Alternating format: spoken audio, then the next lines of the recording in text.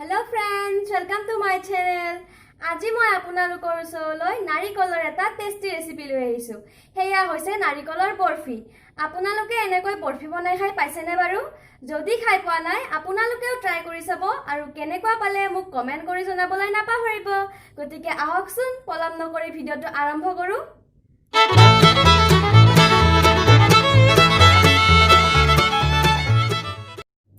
নাৰিকলৰ বৰফি বনাবলৈ মই এনেকুৱা জোখৰ কাপেৰে 2 কাপ ৰুকি লোৱা নাৰিকল লৈছো।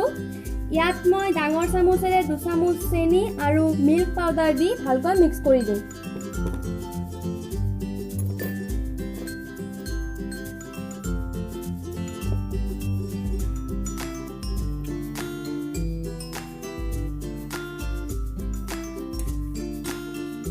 এইখিনি ভালদৰে মিক্স কৰি ললো। এতিয়া আনফালে গেছত এটা কেৰাহী গৰম হ'বলৈ দিছো। ইয়াত আধা কাপ গাখীৰ দিম। একেবাৰে অলপ ইয়েলো কালাৰৰ ফুড কালাৰ দিম, এইটো অপচনেল হয়। আধা কাপ চেনি দিম আৰু আধা কাপ মিল্ক পাউডাৰ দি এইখিনি ভালদৰে মিক্স কৰি দিম।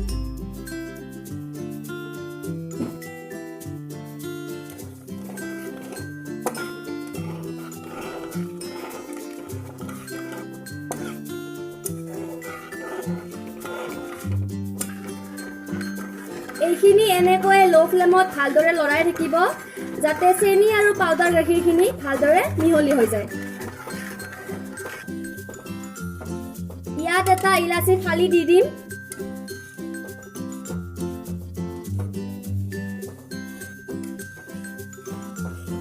এইখিনি ভালকৈ মিহলি হৈ গৈছে। এতিয়া ইয়াত ৰুকি লোৱা নাৰিকলখিনি দি ভালকৈ ভাজি লম।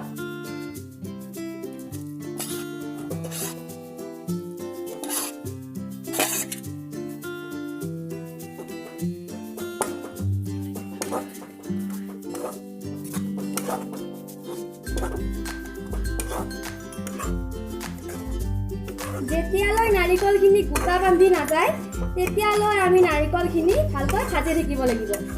মন কৰিব যাতে গেছটো লো ফ্লেমত থাকে।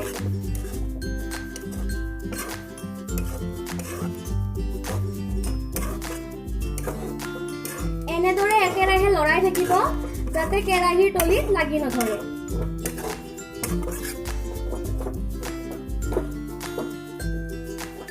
এয়া চাওক, নাৰিকলখিনি গোটা বান্ধিছে।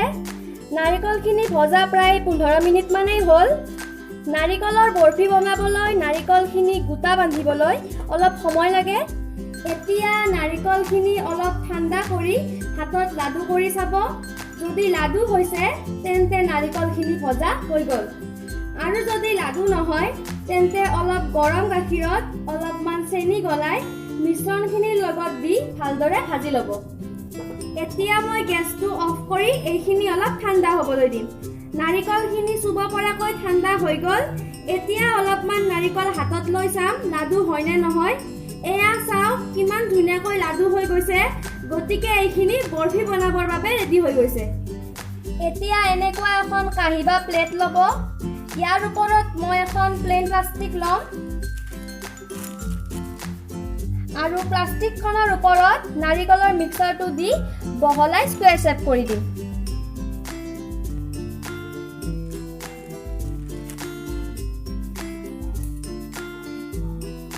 আপোনালোকৰ যদি এনেকুৱা প্লেন প্লাষ্টিক নাথাকে তেন্তে আপোনালোকে অলপ কাঁহীখনত ঘিউ মুচি মিশ্ৰণখিনি ইয়াত স্কুৱেৰ শেপ কৰি দিব পাৰে।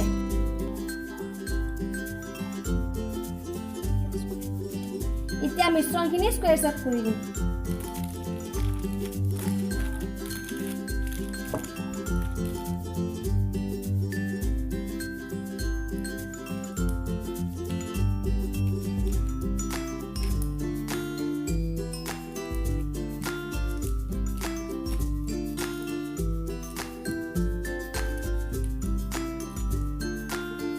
এয়া মই নাৰিকলৰ মিক্সাৰটো স্কুৱেৰ শেপ কৰি ললো।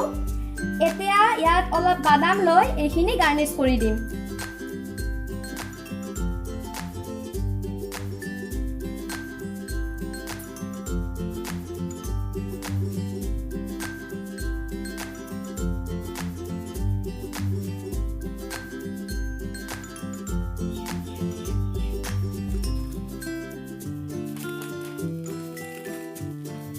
আৰু এতিয়া এইখিনি আধা ঘণ্টাৰ কাৰণে ফ্ৰিজত ছেট হ'বলৈ থৈ দিম। এয়া আধা ঘণ্টাৰ পিছত এইখিনি ফ্ৰিজৰ পৰা উলিয়াই আনিলোঁ। এতিয়া এইখিনি বৰফিৰ আকাৰত কাটি ল'ম।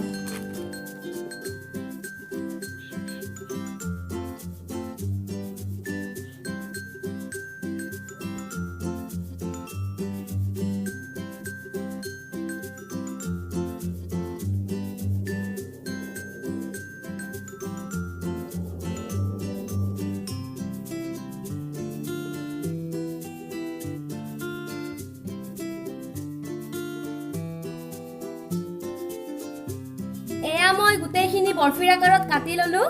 দেখিবলৈ কিমান ধুনীয়া হৈছে নহয়নে ফ্ৰেণ্ডছ? খাবলৈও সিমানেই ভাল লাগে। আপোনালোকে এই নাৰিকলৰ বৰফিটো বিভিন্ন উৎসৱ পাৰ্বণত বনাব পাৰে বা ঘৰলৈ আলহী আহিলেও এই বৰফিটো দিব পাৰে। বৰফিটো খুব কোমল হৈছে। মই এনেকৈ ঘৰতেই নাৰিকলৰ বৰফি বনাই খাই খুবেই ভাল পাওঁ।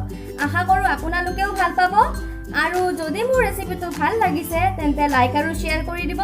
আৰু এতিয়ালৈ যদি মোৰ চেনেলটো ছাবস্ক্ৰাইব কৰা নাই তেন্তে ছাবস্ক্ৰাইব কৰি কাষত থকা বেল আইকনটো প্ৰেছ কৰি দিব। আজিলৈ ইমানেই। Bye bye friends.